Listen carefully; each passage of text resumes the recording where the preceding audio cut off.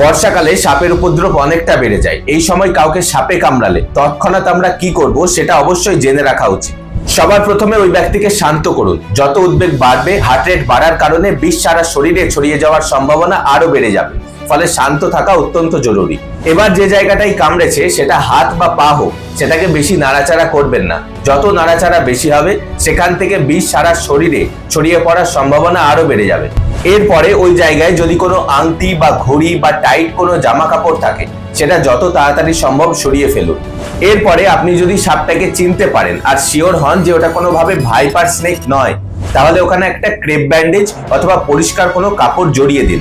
কিন্তু অবশ্যই খেয়াল রাখতে হবে এটা যেন খুব টাইট না হয়ে যায়, অর্থাৎ এর ভিতর দিয়ে মিনিমাম যেন একটা আঙুল পাস করে। খুব টাইট ভাবে বাঁধলে অথবা ভাইপার স্নেকে কাটলে ওই জায়গায় গ্যাংগ্রিন বা পচে যাওয়ার সম্ভাবনা অনেক বেড়ে যায়। তাই এই দুটো কন্ডিশনকে খেয়াল রাখা অত্যন্ত জরুরি।